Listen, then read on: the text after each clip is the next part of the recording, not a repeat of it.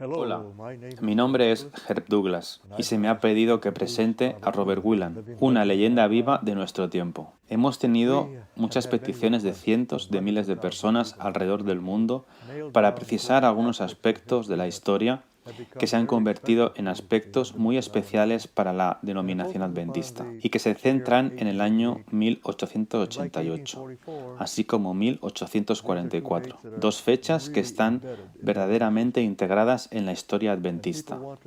Y la gente quiere saber por qué esta fecha en particular, 1888, ha llegado a ser tan importante en la historia de la denominación. Y es para ellos por lo que damos hoy nuestro enfoque. Así que les presento a Robert Whelan, ministro desde hace 45 años, escritor de cerca de 25 libros. Te damos la bienvenida, Bob. Gracias. ¿Qué has estado haciendo durante estos 45 años? Bien, son más de 45. Hay que remontarse al año 1929. ¿Fuiste siempre adventista? No, nací en un hogar luterano.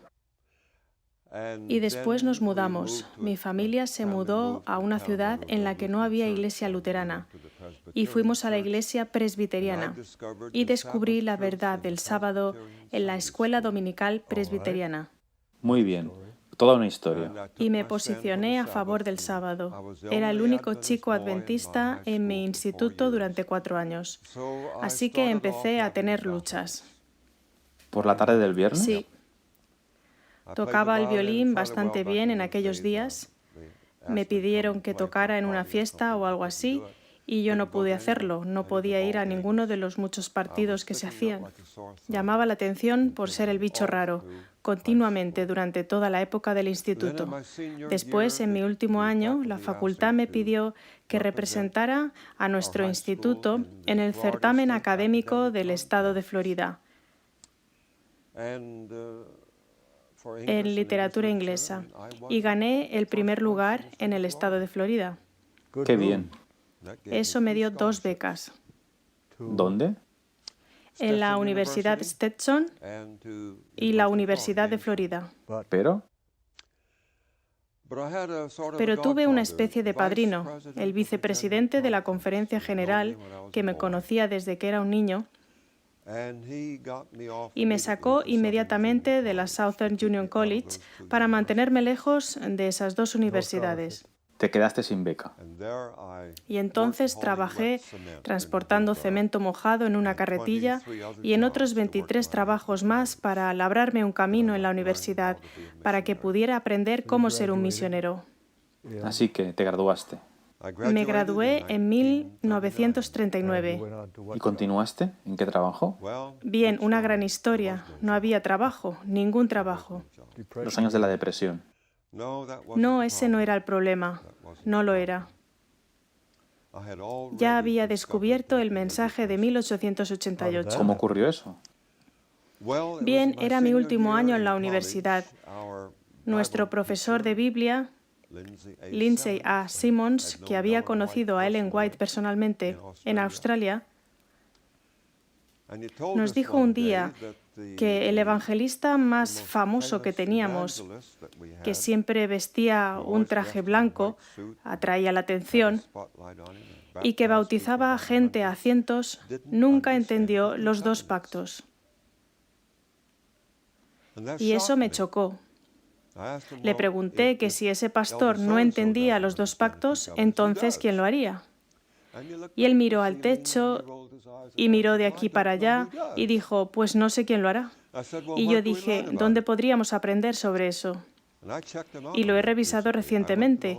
Fui a la biblioteca y cogí la revista Adventista y el Heraldo del Sábado, volumen 4 de 1939. Lo revisé todo y no había nada sobre el nuevo pacto realmente. Y dije, ¿quién ha trabajado sobre eso para que podamos aprender? Y él dijo, bueno, lo mejor que he leído fue en un libro titulado Las Buenas Nuevas, de E.J. Waggoner. Así que él trajo el libro, lo reservó para nosotros, yo lo leí. Yo era como John Wesley en aquella pequeña capilla, en aquella gran calle de Londres, como cuando Wesley leyó el comentario de Lutero sobre Romanos. y mi corazón extrañamente se calentó. Había descubierto el Evangelio como nunca antes lo había entendido. Verás, en el instituto, con todas aquellas luchas por el sábado, el director del instituto estaba molesto conmigo. Me dijo: Robert, debes leer el libro de Gálatas. Eso te enderezará en este asunto del sábado. Y yo leí Gálatas, pero no podía entenderlo.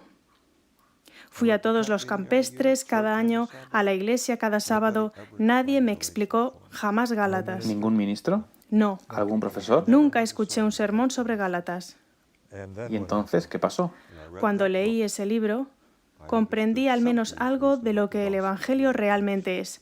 Así es como empecé. Y de alguna manera, debido a mi temprana vislumbre del mensaje de 1888, que no puedo explicar ahora, no me dieron trabajo. Algo pasó, tú no sabes de esto. Pero ellos no me entendieron y pensaron que yo debía ser cocinero o algo así. Pero yo no podía dedicarme a los negocios porque había dado mi corazón y mi vida al Señor para ser misionero. Todo lo que podía hacer era salir y vender libros, colportar, en lo cual no era muy destacado. Finalmente, un director de publicaciones de la Conferencia General vino y me dijo: tú debes estar en el ministerio. Y mi padrino, el pastor Oliver Montgomery, que era el vicepresidente de la Conferencia General, me dijo: Robert, ve a ver al presidente de la Conferencia General y dile simplemente que tú tienes que tener un puesto. Sabes que tú has sido divinamente llamado al ministerio, tú tienes que tener un puesto. Pues bien, yo no pude hacer eso. No quería usar ningún enchufe para entrar en el ministerio. Así que fui y le dije que estaba disponible si me quería. Y finalmente me invitó a ser maestro de tecnología. ¿Sabes lo que es? Sí, yo lo fui una vez. ¿Ah, sí? Sí. El peldaño más bajo de la escalera. ¿Sí? Yo podía elegir entre $6 a la semana, ser también colportor, o $12 a la semana a tiempo completo. Cogí el de tiempo completo.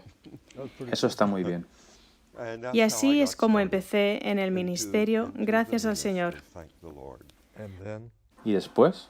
Bien, ¿Cuál fue la primera iglesia? la primera iglesia fue en San Agustín, Florida, y Banel, Palatka, un distrito pequeño. ¿Cuánto tiempo estuviste allí? Estuve cerca de 9 meses y después fuimos llamados a ir a África. Es asombroso. Fuiste llamado a ir a África. ¿A hacer qué? Solo a ser un misionero de bajo nivel, a trabajar en Uganda. ¿Qué año fue?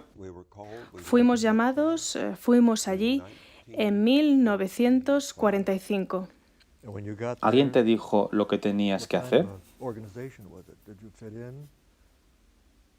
¿Qué hiciste? Sí, teníamos un director de la misión de Uganda que me instruyó en lo que tenía que hacer y me llevó a mi pequeña estación misionera en Kokoro, al este de Uganda, y nos dejó a los dos allí. Una de las razones por las que quería ir a África era porque la revista adventista y Heraldo del Sábado había publicado artículos sobre Ruanda y Kenia, declarando que la lluvia tardía estaba cayendo por la enorme cantidad de bautismos que estaban habiendo, y yo quería ver eso. Cuando llegué allí, la Conferencia General tenía un pequeño libro que te daban, y el pequeño libro decía: vas a ir a África para toda la vida, no solo por 7 años. Establécete, aprende el idioma, conoce a la gente. Y lo hice. Conocí a la gente y descubrí que esa no era la lluvia tardía. Por supuesto, aprendí 2 lenguas allí. Y si quieres que te sea honesto, la verdad era que aquella querida gente eran bautistas del séptimo día. No tenían ni idea del mensaje del santuario, no entendían lo que realmente es la justificación por la fe, y Uganda se convirtió en la capital mundial del SIDA. Vi horribles desórdenes. El comisario del distrito británico tuvo que escribirme una carta diciendo: lamento informarle, señor Whelan, de que su profesor misionero está manteniendo relaciones carnales con las chicas. Era una plaga. ¿Qué podía hacer? Deseaba volver a casa. ¿Por qué estaba gastando mi vida en este tipo de situación? Era un desastre. ¿Cómo te llevó esto a entender o cómo aplicar el nuevo pacto como hemos mencionado? Bien, descubrí que la disciplina no iba a ayudar. Esta querida gente tenía que entender el Evangelio. Amén. Y fui forzado a estudiar. Pues bien, llegó un movimiento engañoso que arrasó la iglesia protestante en Ruanda y se infiltró en la misión de la iglesia de Inglaterra en Uganda, y desde allí llegó a nuestra pequeña iglesia adventista del séptimo día en Uganda. Venía del movimiento del grupo de Oxford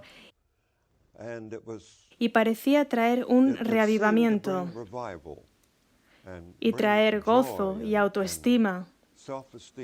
Parecía que hacía feliz a la gente y al principio creía que era algo bueno.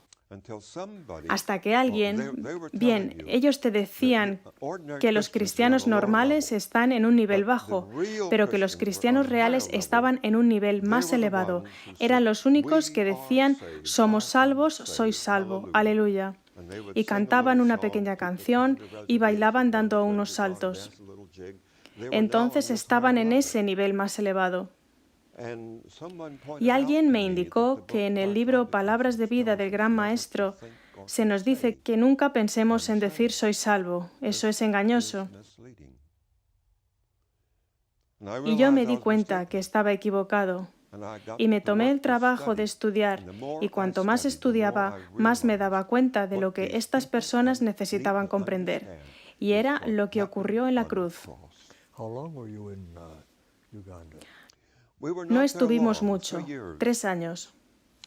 Y después, a través de una misteriosa providencia, se nos dio la oportunidad de ir a casa de permiso.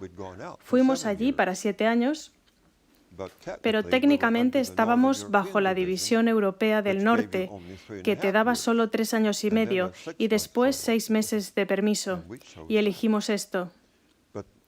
Sin embargo, tuve que enfrentar ese movimiento fanático allí y descubrí la idea del ágape. Nunca aprendí eso en la universidad. ¿Qué significa ágape? El amor de Cristo nos constriñe. Segunda de Corintios 5:14. La palabra griega ágape, lo que encontré en ese libro de Andrés Nygren, Ágape y Eros. Algún misionero volvía a casa, a Inglaterra, estaba vendiendo sus libros y tenías que pagar un chelín y me rondaba por la cabeza. No lo entendí al principio, pero lo llevé conmigo en mis largos safaris en el monte y estudiaba hasta que finalmente capté la idea y empecé a predicar eso a los africanos. Y lo que pasó en la cruz, lo que Jesús hizo por nosotros, cómo justificó al mundo entero por su sacrificio. Y también lo que había descubierto sobre el mensaje de 1888 al leer las buenas nuevas que Cristo, en su encarnación, tomó nuestra naturaleza caída pecaminosa, lo que significó que yo pudiera decir a esa gente en Uganda: Cristo fue tentado como tú lo eres. Sí, Él fue tentado sexualmente como un hombre también. Y Él condenó al pecado en la carne caída y pecaminosa. Romanos 8:4. Romanos 8:4.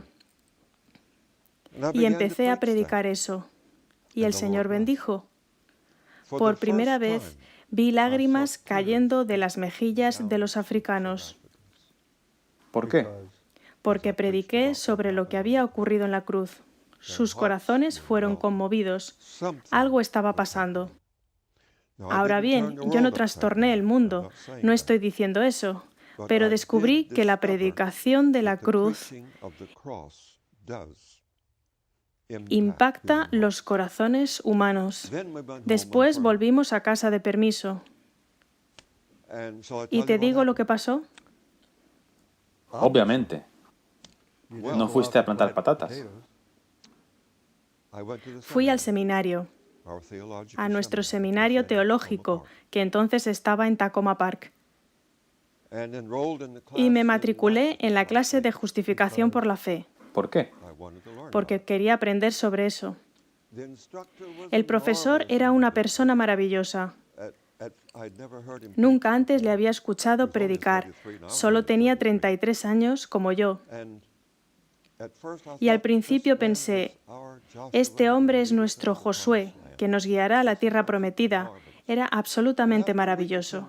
Sin embargo, una semana o 10 días después, empecé a ver algunas cosas que no me encajaban, cosas que me molestaban, y finalmente caí en la cuenta de que era la misma teología que tuve que enfrentar allí, en Uganda. Muy interesante. Y fui a hablar con el profesor. Quería visitarle y decirle cuáles eran mis convicciones. Él no me recibió. Y finalmente, lo que pasó fue que él estaba recomendando los libros de E. Stanley Jones, de mi generación previa. Yo conozco esos libros. Sin embargo, E. Stanley Jones fue el Rick Warren de aquella generación, el gran líder evangélico. Y leí los libros de E. Stanley Jones para ver lo que él decía. Él escribió una pequeña oración en un libro devocional. Oh Señor, me amaré a mí mismo en ti en este día, porque el amor al yo es amor de Dios. Eso me despertó. Y también cuenta que fue a la tumba de su abuela y se comunicó allí con ella. Y por todas partes estaba esa idea de la autoestima. ¿Qué hace la cristiandad? ¿Cuál es su instinto primario en cuanto al yo? ¿Crucificarlo? No. El yo debe ser afirmado. El yo es digno de amor. Eso fue muy bien recibido por nuestra pequeña clase de Cristo, nuestra justicia. Bueno, por mí no fue tan bien recibido. Tenía algunas luces rojas brillando que me inquietaban y fui a ver al presidente. Él no se tomó bien lo que le dije.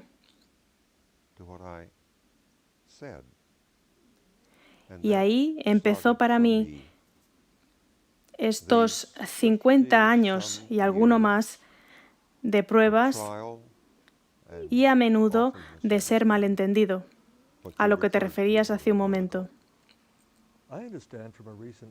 Un manuscrito recientemente puesto en circulación se convirtió en un libro escrito en aquella época que precipitó la Conferencia de Biblia de 1952, la cual fue internacional. Lo fue. ¿Cuál era ese libro? Bien, la división del sur de África había determinado que Donald K. Short y yo fuéramos delegados en la sesión de la Conferencia General de 1950 en San Francisco. ¿Quién era Short? Donald K. Short era el director misionero de la estación misionera más grande en África en ese momento. Viajamos juntos en barco, así que nos familiarizamos y hablamos un poco. No éramos amigos en absoluto, pero ambos nos oponíamos a recibir concesiones del gobierno para nuestras escuelas. Ambos nos oponíamos a bautizar un gran número de personas sin instruirlas. Más o menos teníamos las mismas convicciones sobre la obra misionera. Y cuando llegamos a la sesión de la Conferencia General de 1950, asistimos a todas las reuniones de la sesión previa, las cuales eran predicaciones centradas en Cristo. Escuché atentamente Y caí en la cuenta de que aquellas predicaciones centradas en Cristo que estábamos escuchando era la teología de las iglesias evangélicas guardadoras del domingo sobre justificación por la fe, y no lo que Dios nos dio en 1888. Me he dejado un detalle. Antes de dejar el seminario, fui al White State para pedirles si podía ver lo que Ellen White tenía que decir sobre 1888. Arthur White estaba afuera, estaba en Sudáfrica, pero era D.E. Robinson quien estaba a cargo. Y él dijo, no, bueno, no solemos dejar a la gente leer esos materiales porque son bastante controvertidos. Pero yo no me fui, me quedé allí. Y él me dijo, ¿qué quieres saber? Dije, he estado en el seminario y he escuchado cosas que son contradictorias. Me gustaría saber lo que Ellen White dijo. Bien, dijo él, ¿quién es usted? Y dije, soy el presidente de la misión de Uganda. Conozco a su hijo Virgil. Ambos fuimos miembros del Comité de la Unión Africana. Muy bien. Pasé y me trajo una carpeta que contenía mucho del material que era muy significativo, al menos en aquellos 4 enormes volúmenes que fueron publicados, materiales de 1888. Leí su diario, sus cartas, documentos que daban una imagen totalmente diferente de lo que yo había visto en el seminario. Lo sé muy bien. Le pregunté si podía hacer una copia. Él dijo sí, si no la publica. Yo dije, no tengo ninguna intención de publicarlo. Así que llevé mi máquina de escribir portátil y mecanografié como un loco hasta las 5 en punto. Le pregunté si me lo podía llevar esa noche a mi casa y traerlo de vuelta al día siguiente. No, debe volver donde estaba, puede finalizar mañana. Pero al día siguiente él no me lo volvió a dar, pero no me pidió que le entregara mis notas. Y aquellas notas fueron la base de un manuscrito que escribimos para el Comité de la Conferencia General, titulado 1888 reexaminado. Lo presentamos a los hermanos de la Conferencia General el 16 de septiembre de 1950. Les dimos 16 copias. Si hubieras podido visitar las oficinas de la Conferencia General aquella siguiente semana, hubieras encontrado a hermanos leyendo aquel manuscrito. Eso es a lo que ese hermano se refería, que precipitó la discusión de acá para allá, pros y contras, que finalmente llevó a la Conferencia Bíblica de 1952. Ese fue el antecedente. Y hubieron oradores que hablaron sobre este punto, de lo que queremos decir por la justicia de Cristo. Sí que hubieron. Hubo una clara presentación sobre los 2 pactos en la sesión de 1952, así es. ¿Y qué pasó después? De alguna manera tendrías que haber sido exonerado. No, no lo creo. Porque en 1950, cuando los hermanos leyeron el manuscrito, sabían que éramos leales a la Iglesia. Ellos temían que no fuéramos leales. Pensaban que íbamos a ser problemáticos o algo así. Y cuando leyeron 1888 reexaminado, ellos supieron definitivamente que sí, nosotros éramos absolutamente leales a esta Iglesia. Nos volvieron a enviar a África con su bendición. Sin embargo, nos pidieron que no enseñáramos el mensaje de 1888. En lugar de eso, vuelvan y prediquen la justificación por la fe. Creo que se referían a la versión evangélica. Sin embargo, en 1951 respondieron negativamente a nuestro manuscrito y nos pidieron que no lo pusiéramos en circulación. Mientras tanto, algunas copias, habíamos enviado unas pocas copias, nosotros las habíamos encuadernado y enviamos unas pocas copias a amigos íntimos personales y ellos les dieron salida y circularon. Y se creó la controversia. Hasta que finalmente, en 1987, lo revisamos y lo publicamos en un libro.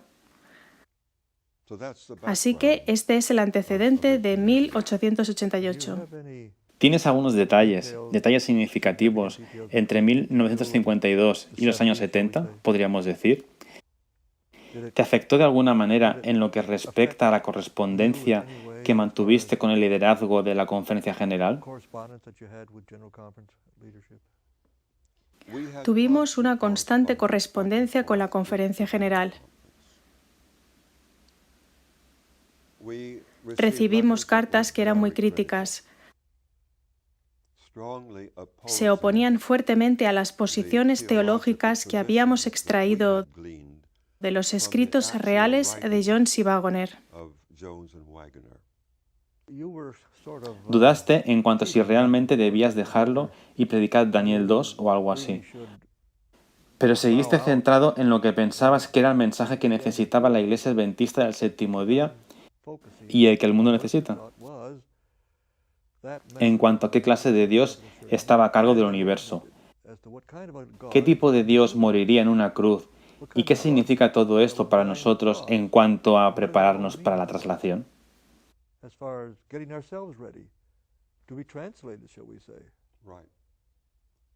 Tuve la convicción todo el tiempo que Dios envió el mensaje de 1888 específicamente para preparar un pueblo para la traslación en su generación. ¿Puedes darnos una visión general, una vista panorámica de a lo que nos referimos con el mensaje de 1888? El mensaje de 1888 es el más precioso, según dijo Ellen White. Esas fueron sus palabras. Los dos jóvenes mensajeros que el Señor envió con el mensaje tenían credenciales divinas, dijo ella. Su comprensión de la justificación por la fe fue mucho más allá que la de Lutero y Calvino. Interesante. O los evangélicos de esa época. Y la razón es que Jones y Wagoner, aunque eran jóvenes, estaban en la treintena, lograron combinar juntos la idea única, idea adventista de la purificación del santuario, con la idea de Pablo de justificación por la fe. Y poniendo estas dos doctrinas juntas, Jones y Wagoner descubrieron lo que llamamos el mensaje de 1888. Por tanto, había algo que los evangélicos guardadores del domingo, no podían entender, porque no tenían ni idea del mensaje del santuario. Cuando hablas del mensaje del santuario y su conexión con la justificación por la fe, ¿qué tiene que ver con nuestra preparación para ir al cielo?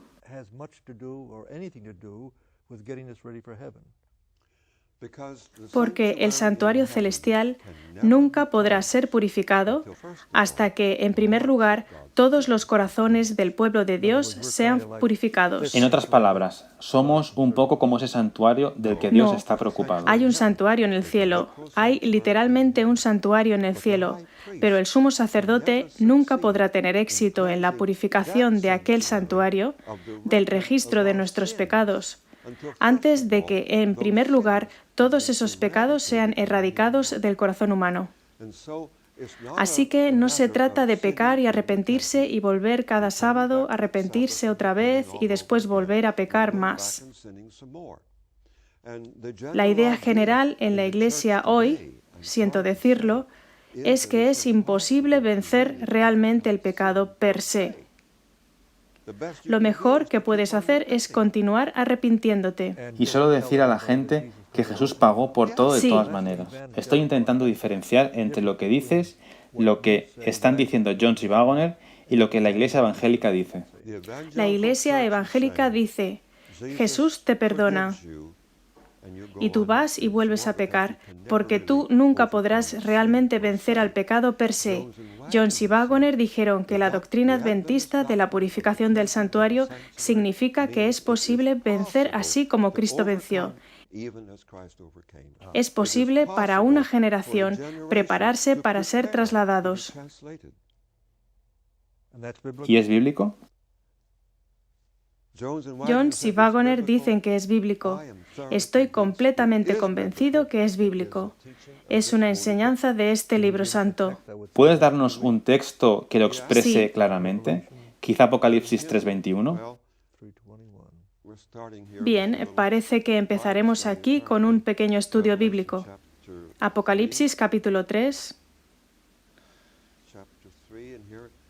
versículo 21. Al que venciere le daré que se siente conmigo en mi trono. En otras palabras, ¿Cuál es la siguiente frase? así como yo he vencido y me he sentado con mi Padre en su trono.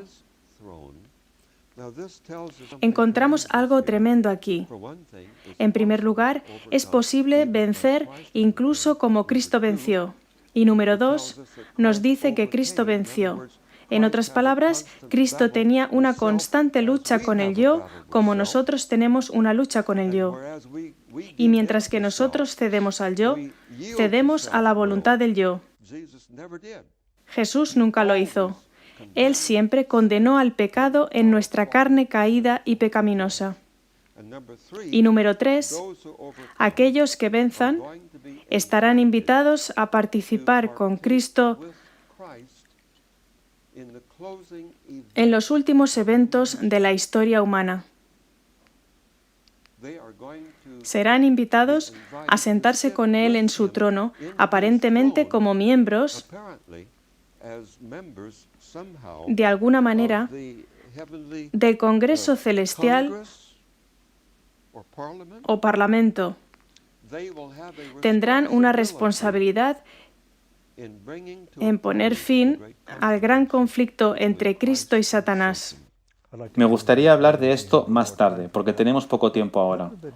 Pero ¿ha habido algún líder de la Iglesia que te haya apoyado estos años, en los años 50, como hemos mencionado? Bien, hemos tenido numerosos comités para esto designados por la Conferencia General. Pero, ¿y en los años 50, cuando eras un joven y te sentías como si todo el mundo estuviera en tu contra? ¿No había nadie que te diera alguna ayuda? Es exactamente así como me sentía. Y cuando se me pidió que dejara el seminario, Grace y yo estábamos muy angustiados. Creíamos que el trabajo de toda nuestra vida estaba arruinado. Pero con el paso del tiempo, con este tema del espiritismo y E. Stanley Jones, tomé una posición e incluso escribí al presidente de la Conferencia General, diciéndole lo que me había encontrado, porque la revista Ministry estaba recomendando que los ministros adventistas de todo el mundo estudiasen E. Stanley Jones. No podemos estar con él en cuanto a los asuntos ecuménicos, pero ciertamente podemos estar con él en el tema de la justificación por la fe, porque él lo entiende claramente. Os ayudará a predicar la justificación por la fe. Cierto. Y sin embargo, él estaba enseñando espiritismo. Lo entiendo. Eso me agobiaba. Y finalmente descubrí, sí, su libro más reciente se titula El camino hacia el poder y el equilibrio. Conseguí el libro, lo leí, y esto fue cuando encontré aquellas oraciones. Oh Dios, me amaré a mí mismo porque el amor a mí mismo es el amor de Dios, etc. Y después un anciano pastor adventista retirado, expresidente de la Conferencia General, William A. Spicer, Un hombre honesto. escribía un pequeño editorial cada semana para la Review y escribió uno advirtiendo en contra del misticismo oriental que estaba infiltrando el pensamiento adventista, del cual una palabra clave es equilibrio. Sumé 2 más 2 y escribí una pequeña carta a Spicer. ¿Se podría haber referido al nuevo libro de E. Stanley Jones? Él me contestó sí. Le expliqué lo que había encontrado en el libro. Él me contestó con una carta escrita a mano y dijo: querido hermano Whelan, gracias a Dios que usted vio el mal en ese libro. Considero que E. Stanley Jones está haciendo la peor obra de cualquier agente religioso. Si otros protestan como usted lo ha hecho, podría hacer algún bien. Le contesté. Le dije, Pastor Spicer, yo no soy nadie. No puedo protestar. ¿Por qué no protesta usted? Usted es alguien. Me escribió de nuevo, me dijo, lo haré, pero no hasta después de la sesión de la Conferencia General. Todo el mundo estará pensando en eso y no lo leerán. Y lo hizo aquel verano. Sí, tuve apoyo de W.A. Spicer, el abuelo de todos los ministros adventistas. No hay duda sobre eso. Un hombre maravilloso. La Universidad de Spicer lleva su nombre allí en India. Vayamos ahora hasta los años 70. Bien, tuvimos algunos comités ad hoc.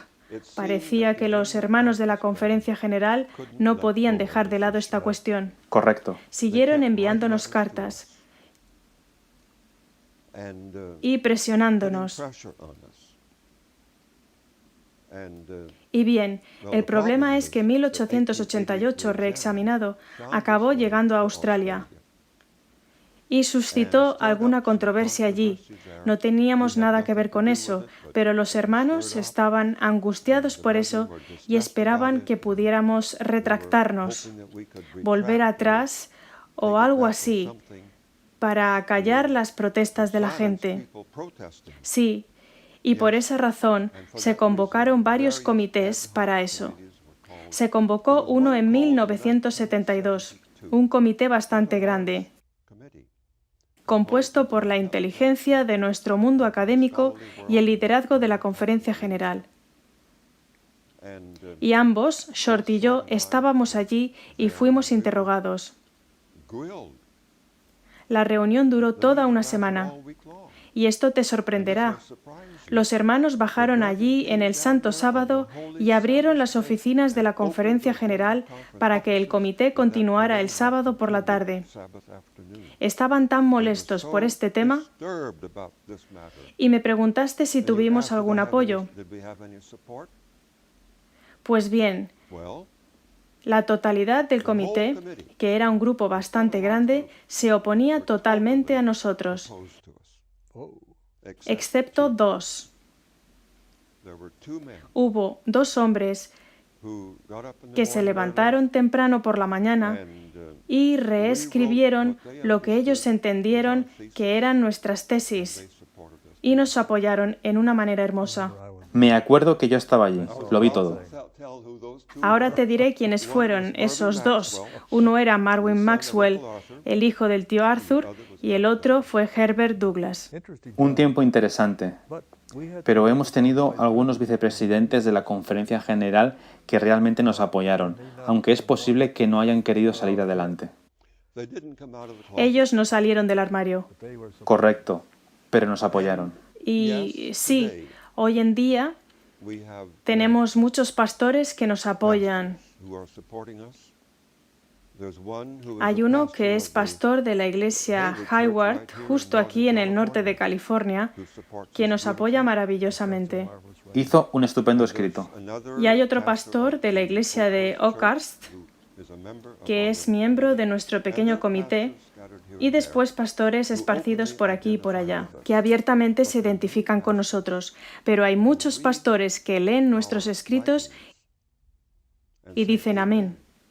Sus corazones responden y creen, pero no han salido todavía del armario. Pero creo que están en el camino. El Señor está obrando y tengo la confianza absoluta de que el Señor va a llevar a esta iglesia al arrepentimiento y a la aceptación de este preciosísimo mensaje. Ahora bien, Bob, hemos estado diciendo durante más de 150 años que el Señor está cerca. Su venida está a las puertas. ¿Tenemos algún problema con el lenguaje? ¿Cómo puede algo estar cerca, incluso a las puertas, durante 150 años? ¿Hemos estado equivocados? Ojalá que 12 o 13 millones de personas hiciera esta pregunta alrededor del mundo. Ojalá que nuestro pueblo en Norteamérica, donde el movimiento empezó, se parara y pensara en lo que tú acabas de decir. ¿Podemos otros 500 o 1000 años seguir diciendo que la venida del Señor está cerca? No tiene sentido. Ellen White declara que si el mensaje de 1888 hubiera sido aceptado por el liderazgo de la Conferencia General, el Señor podría haber llegado alrededor de 1893. Me preguntarás dónde está esto, y está en el boletín de la Conferencia General de 1893, página 419, y lo dijo muchas veces. Al menos 40 veces que yo Correcto. sepa. Y finalmente, después del cambio de siglo, ella tuvo que declarar que teníamos que permanecer en este mundo por muchos años más debido a nuestra insubordinación al Señor. Y creo que ya ha pasado demasiado tiempo. No veo ningún sentido en continuar siendo un cuerpo de iglesia que ama el mundo, tibia, que ama al yo, por otros 25 o 50 años. No veo la finalidad de esperar tanto tiempo. ¿Está esperando a que el mundo esté peor, que se añada más y más maldad, y cuando sea demasiado, Él vendrá, de todos Espero modos? que no tengamos que esperar tanto. Pero es esa la forma en que se piensa. Bien, no puedo creer la descripción bíblica y la comprensión de Ellen White del final de la obra de Dios, y que Cristo, como el novio celestial, va a tener que llevarse por delante a su futura esposa, cogerle por el pelo y arrastrarla al altar. No puedo ver que esa sea la imagen en la Biblia. Entonces, ¿la Biblia dice algo sobre por qué Dios espera? Sí, en Apocalipsis 19, versículos 7 y 8, leemos sobre aquellos grandes coros de aleluya. 4 de ellos: gocémonos y alegrémonos y démosle gloria, porque han llegado las bodas del Cordero, y su esposa se ha preparado, ella misma. Por lo tanto, la única razón por la que el Señor Jesús todavía no ha venido es porque su futura esposa no se ha preparado. Juan habla mucho sobre el sellamiento de este grupo de gente. Palabras interesantes. Hay algo quizá en Apocalipsis 7 que esté unido con lo que acabas de decir. En Apocalipsis 7 lees sobre 4 ángeles que están comisionados para detener los 4 vientos de contienda hasta que hayan sellado a los siervos de Dios en su frente. Y son los 144.000 sellados, que espero que sea un número simbólico, no literal. Entonces, ¿estás diciendo que Dios está refrenando la entropía natural del mal y la continua miseria en este mundo? ¿Está refrenando mucho de esto porque Él no tiene suficiente pueblo para ser sellado?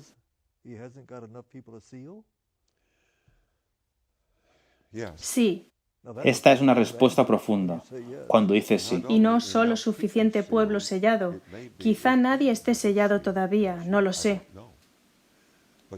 Pero ni tú ni yo podemos conducir hacia casa con seguridad por la autopista si no fuera porque Dios está deteniendo los 4 vientos de contienda un poco más. Pero ¿quiénes son esas personas? No tenemos ningún tipo de descripción de qué tipo de pueblo está Dios intentando sellar. Bien, cuando ellos son sellados, tenemos una descripción, sí.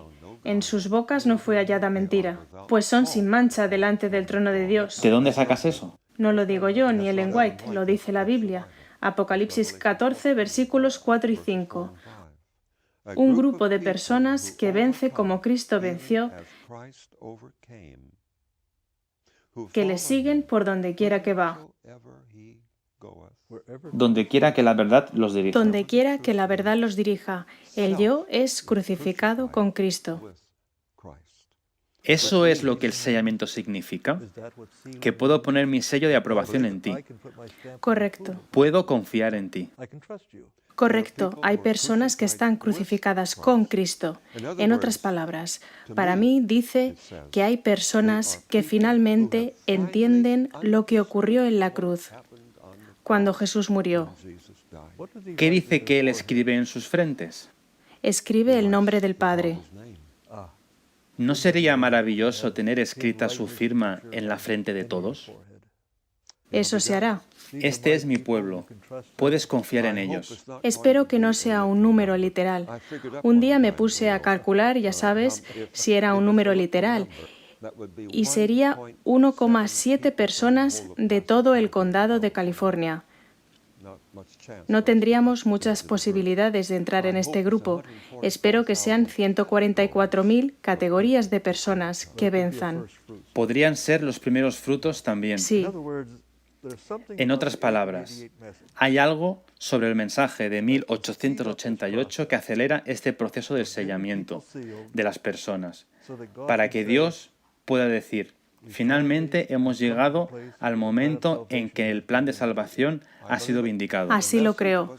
El mensaje fue enviado para ese mismo propósito, pero no fue bien recibido.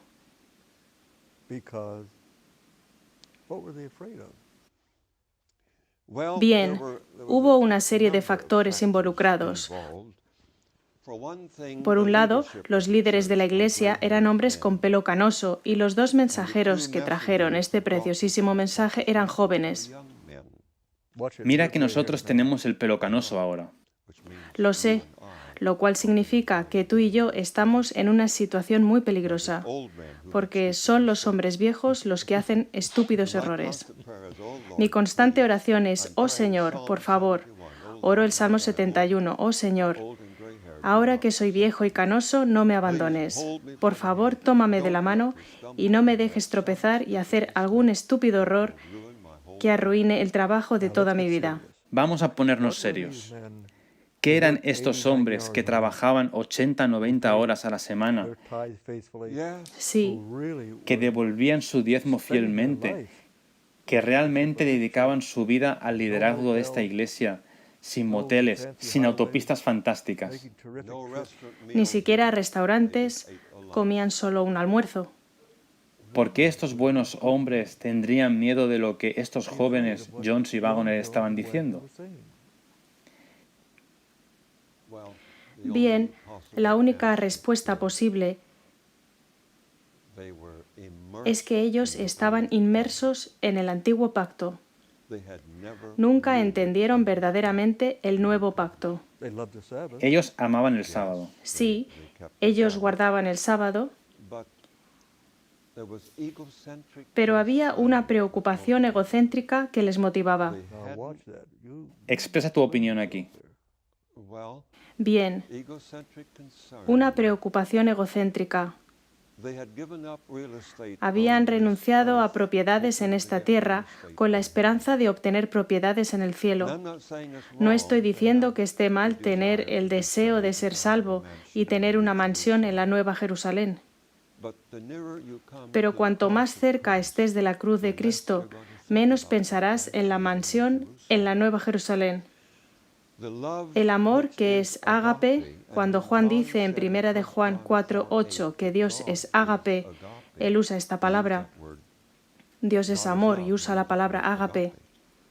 Es un tipo de amor completamente diferente que lo que nosotros, seres humanos, conocemos en esta tierra. Como Filadelfia. Sí, ese es filos. Filos es solo afecto familiar, lo que está muy bien, por supuesto. Ágape es un tipo de amor. Ágape es un tipo de amor que se atreve a ir al infierno para salvar a otros. Y eso es lo que Cristo hizo en su cruz. Y verás, yo nací como luterano y asistía a las iglesias presbiterianas, metodistas. Amo a esa gente, a las iglesias que guardan el domingo todavía. No es culpa suya que no vean lo que pasó en la cruz, porque ellos creen en la doctrina pagana papal de la inmortalidad natural. No pueden concebir cómo Cristo, cuando murió en aquella cruz, en realidad murió la segunda muerte del mundo. Cristo derramó su alma hasta la muerte. Isaías 53, versículo 12. Él se vació de sí mismo. Filipenses 2, versículos 5 y 6. Como cuando vacías una botella hasta la última gota. Él lo dio todo, incluso su vida eterna. Cuando clamó a gran voz, «Mi Dios, ¿por qué me has abandonado?», le parecía que el Padre le había abandonado. Así es. Y Él estaba dispuesto a ser abandonado por el Padre si podía salvarnos a ti y a mí. Conecta eso con la segunda muerte. Bien, la segunda muerte es una muerte de la que no hay resurrección. Es una renuncia a la esperanza, a decir adiós, a vivir para siempre, que es la consagración que Cristo hizo por nosotros. Pero las personas que sufren la segunda muerte han sido resucitadas. Pero no para vida eterna. Correcto. Han sido resucitados para juicio, sí. Y es interesante, 1 Corintios 15 nos dice que ambas resurrecciones son en Cristo. Es verdad. Sí, así que incluso los malvados son resucitados en Cristo, lo que es una pequeña percepción de la realidad de que cuando Cristo murió en la cruz, redimió al mundo. Pero ahora, en la segunda resurrección, llega el momento real. La realidad está verdaderamente ante ellos. Esto es lo que han perdido. Así es, en Apocalipsis 20, versículo 12, los libros son abiertos. Y todos los secretos de estos libros son revelados abiertamente. ¿Por qué tiene que pasar esto? Esto tiene que pasar para que el gran conflicto finalice. Porque si ha quedado alguna duda sobre el carácter de Dios, del ágape, del amor, el pecado puede resucitar otra vez. O ser injusto. O ser injusto, sí. Y cuando los malvados finalmente se vean a sí mismos como en realidad son, y vean cuán profundamente egoístas han sido siempre, y cómo cada uno de ellos han clavado aquellos clavos en las muñecas y tobillos de Jesús, crucificaron al Señor de Gloria, cuando se den cuenta plenamente, vean la luz. El dolor será peor que el fuego del lago de fuego. Y Ellen White nos dice en El conflicto de los siglos que ellos darán la bienvenida a la destrucción. A veces cuando predico me dejo llevar y digo que después de que se abren los libros y tiene lugar el juicio y los malvados finalmente se dan cuenta de quiénes son, que su nombre es Esaú, tenían la primogenitura en sus manos. Dios se la había dado a ellos. No era meramente que Dios se la había ofrecido, se la había dado. Ellos la tenían, pero ellos la desecharon, la vendieron, la menospreciaron. Ellos querrán saltar al lago de fuego. Suena como Getsemaní de nuevo. Sí. Y los 144.000 van a pasar por el Getsemaní, en el lado correcto. Y orarán como oró Jesús: Señor, no se haga mi voluntad, sino la tuya. Una completa crucifixión del yo. Ahora bien, la sensación general entre los adventistas del séptimo día hoy es que este tipo de experiencia está más allá de nosotros. Es imposible. No somos capaces de pasar por el Getsemaní de esa manera. Tendremos que morir, ir a la tumba, resucitar en la primera resurrección. Esta es la ruta subterránea para ir al cielo. Esa es la manera fácil de ir. Incluso si tienes cáncer, tomas medicamentos que quitan el dolor. Tuve a una querida dama que fue mi secretaria. Me escribió una carta la semana pasada. Ella está cansada, dijo Robert y Grace. ¿Sabéis? No quiero atravesar el tiempo de prueba. Solo quiero morir e ir al cielo de esa manera. Bien, ella es mayor y no quiero hacerle sentir dolor o algo así. Pero cuando la gente joven me dice eso, yo digo, ¡qué vergüenza! Estás privando a Cristo de los testigos que necesita y espera en los últimos días. Exactamente, sigue predicando eso. Bien, el que está trabajando tiene mucho por hacer, pero las personas que se levanten en la segunda resurrección, la cuestión real de su angustia es que se resistieron a lo que Dios ha estado tratando de darles. Así es. Has dicho, y otros han dicho durante años, que es más fácil salvarse que perderse. Eso es herejía, cuidado. Como buen pastor adventista, debes decir a la gente lo duro, los muchos sacrificios, lo empinada que es la montaña que tienen que escalar. Eso es lo que la mayoría de los pastores adventistas creen que es su deber, decir al pueblo. Horrible. Pero el mensaje de 1888 sugiere una idea totalmente diferente. Muy bien, ¿cuál es? Cuando entiendes cuán buenas son las buenas nuevas, cuando llegas a apreciar lo que es la fe, como Ellen White la definió, la fe es la apreciación del corazón de lo que le costó al Hijo de Dios salvarnos. Cuando te das cuenta lo que se ha hecho por ti, entonces ese amor, ese ágape de Cristo te constriñe. Y la palabra constreñir no significa que te detiene, sino que te empuja hacia adelante. Podría casi decir que te lleva a una vida de ministerio, de total sacrificio del yo para el Señor Jesucristo. Y Pablo nos dice en 2 de Corintios 5, 14 y 15, cuando dice que el amor de Cristo nos constriñe, porque así nosotros juzgamos. Como cuando calculas 2 más 2 son 4. Bien, consideramos que si uno murió por todos, eso significa que todos murieron cuando Él murió. Y cuando te das cuenta que tú perteneces a esa tumba eterna, que te mereces la muerte eterna, y te das cuenta que el Señor Jesús, tu hermano mayor, te lo quitó para darte vida eterna en su lugar. Entonces, ese amor que te constreñirá a vivir no para el yo, sino para Él, que murió por ti y resucitó. Por eso es fácil salvarse y difícil perderse. Pero no pongas un punto ahí. Si entiendes cuán buenas son las buenas nuevas. ¿Tiene sentido? Tiene sentido para mí porque no puedo entender el Evangelio de otra manera. Por supuesto que la negación del yo es una experiencia constante y diaria. Nos arrepentimos diariamente. Hay algunos programas de televisión que solía ver hace un año que estaban perfectamente bien.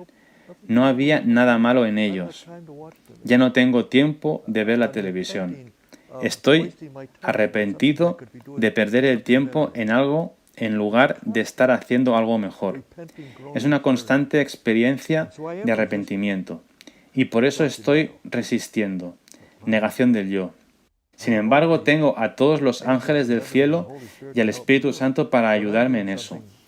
Cuando estoy haciendo algo, eligiendo hacer algo un poco menos que lo mejor, no tengo la ayuda del Espíritu Santo conmigo. Voy por mi cuenta. Pero cuando estoy escogiendo algo que el Señor quiere que haga, tengo el poder del Espíritu Santo. Así es como yo lo veo personalmente. Es suficiente para mí. Verás, cuando nos arrodillamos con Jesús en el huerto de Getsemaní y permanecemos despiertos, no como Pedro, Santiago y Juan, pero si por la gracia de Dios permanecemos despiertos en el huerto de Getsemaní, será fácil para nosotros negar al yo y seguir a Cristo. Verás, este es el asunto de todo, el tema del sellamiento, Así lo en creo. lo que a mí respecta, porque el sellamiento es simplemente desarrollar patrones neuronales que te haga más fácil decir que sí la próxima vez o decir que no, lo que sea más apropiado. Cuando yo estaba aprendiendo a escribir a máquina, era difícil para mí cuando no había ninguna letra en el teclado, ningún número, y tenía que mirar a la pizarra donde había un gran cartel A, B, C allá arriba e intentaba encontrarlo abajo en el teclado. Sabía que nunca superaría ese curso. Pasaron las semanas y escribía 10 palabras por minuto. Pero, ¿sabes? Conseguí escribir 70, 80 y 90 palabras por minuto. Y nunca miré el teclado. ¿Por qué? Por mis patrones neuronales. Todos esos caminos estaban en su lugar correcto por la repetición, porque lo hacía una y otra vez. Y cuando eliges ser una persona amable y bondadosa una y otra vez, por la gracia de Dios, te conviertes espontáneamente, de forma natural, en una persona amable y cortés. Cada tentación que te golpea encontrará la misma respuesta, condenando el pecado en la carne. Y cuanto más lo condenes, será más fácil. Por eso es fácil salvarse. Así lo creo. Creas esos patrones neuronales.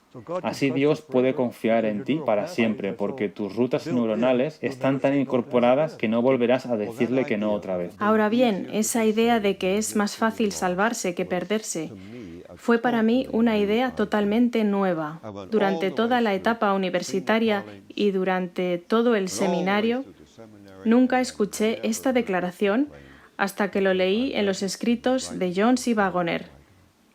Ambos tenían esta idea. Estoy de acuerdo, y así lo recoge El Camino a Cristo y en otras partes con la misma redacción. Bien, está en el Discurso Maestro de Jesucristo, página 139 en inglés.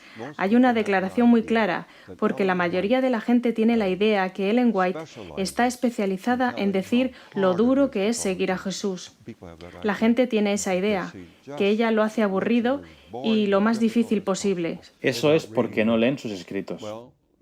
Bueno, no tanto como debieran, pero en la página 139 dice: no deduzcamos, sin embargo, que el sendero ascendente es difícil y la ruta descendente fácil. ¿A todo lo largo del camino que conduce a la vida eterna? No, a todo lo largo del camino que conduce a la muerte hay penas y castigos, hay pesares y chascos, hay advertencias para que no se continúe. El amor de Dios es tal que los desatentos y los obstinados no pueden destruirse fácilmente. Cierro comillas. Te contaré mi propia experiencia personal, mirando también a la experiencia de 1888 y viéndome a mí mismo aprender más sobre el tema del gran conflicto y ver cómo Ellen White lo desarrolla para mí. Me ha hecho una persona más tranquila y feliz. No podría ser más feliz conociendo lo que conozco hoy. Gracias a Dios. Y de alguna manera el Señor ha puesto en todos nosotros que quiera responder a su sencilla invitación a hacer conocer esta felicidad. Se es más feliz siguiendo a la verdad donde quiera que te lleve. Y yo tengo esta convicción, que si solo hubiéramos dejado que el pueblo supiera cuál es este preciosísimo mensaje y lo entendieran, producirían el evangelismo más eficiente que hemos soñado. Porque cada miembro de Iglesia que acepte este preciosísimo mensaje se convertirá en un evangelista en lugar de él mismo. La anciana compartirá el mensaje con sus vecinos. Porque será feliz por primera vez en su vida. Sí. Y aquellos que enseñan a los niños y niñas en la cuna, en el jardín de infancia y en las clases primarias, en lugar de predicar ideas del antiguo pacto, les darán el exuberante y gozoso mensaje del nuevo pacto, y el club de exploradores será transformado. Muy bien, Bob. Creo que ha llegado el momento en el que expliques en mayor detalle lo que quieres decir con las diferencias entre el antiguo pacto y el nuevo pacto.